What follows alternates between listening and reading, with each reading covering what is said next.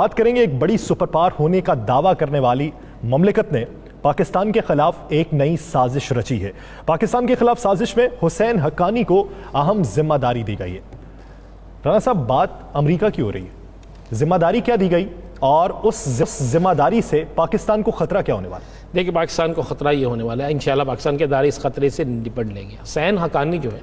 اس کا پاکستان کے حوالے سے کیا کردار ہے، وہ پاکستان کے خلاف کہاں کیا سازشیں کرتے ہیں، یہ آپ کو علم ہے۔ ہمیشہ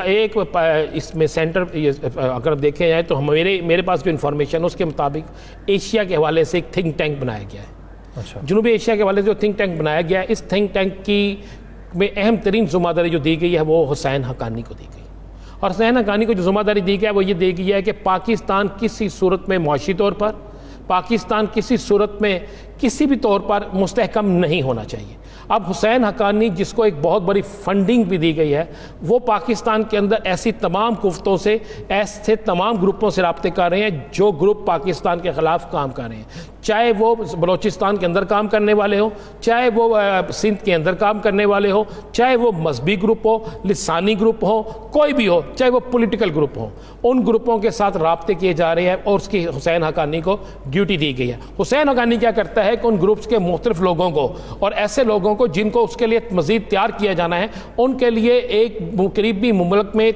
باقاعدہ ایک میٹنگ ارینج کی جاتی ہے۔ اس میٹنگ کے اندر حسین حقانی کے جو نامزد کردہ لوگ ہیں وہ جاتے ہیں، ان ورکشاپس کے اندر ان کو فنڈنگ دی جاتی ہے، ان میٹنگز میں ان کو بریفنگ دی جاتی ہے، بریفنگ دینے کے بعد ان کے ذریعے کام لیا جاتا ہے۔ اور حسین حقانی کو یہ خاص ٹاسک دیا گیا ہے کیونکہ حسین حقانی کے حوالے سے وہ سمجھتے ہیں کہ پاکستان کے اندر جتنے روٹس اس کے ہیں شاید کسی اور کے نہ ہوں۔ صاحب، یہ پلاننگ کیا اس وجہ سے ہو رہی ہے؟ کورونا پینڈیمک جب ختم ہوگا تو بلاک چینج ہوتا دکھائی دے رہا ہے، یہ پوری دنیا کا جھکاؤ کسی اور جانب ہوتا دکھائی دے رہا ہے، پاک، چائنا، رشیا اور دیگر یہ مشرق وسطیٰ کے جو ممالک ہیں یہ اکٹھے ہوتے دکھائی دے رہے ہیں، کیا اس وجہ سے؟ جی بالکل اسی وجہ سے دے رہے ہیں۔ اب سمجھتے ہیں کہ جیسے کرونا ختم ہوگا تو پاکستان کی اپنی اس خطے میں خاص ترین اہمیت ہوگی، اور پاکستان کے اوپر ان تمام قوتوں کا جو سمجھتے ہیں کہ ہم پاکستان کے اوپر دباؤ ڈال کر پورے پاکستان کے ارد گرد کے خطے کو جو ہے اپنے کنٹرول میں کر سکتے ہیں، اب ان قوتوں کو یہ نظر آنا شروع ہو گیا ہے کہ پاکستان اگر اس مشکل حالات سے باہر نکل جاتا ہے تو پھر پاکستان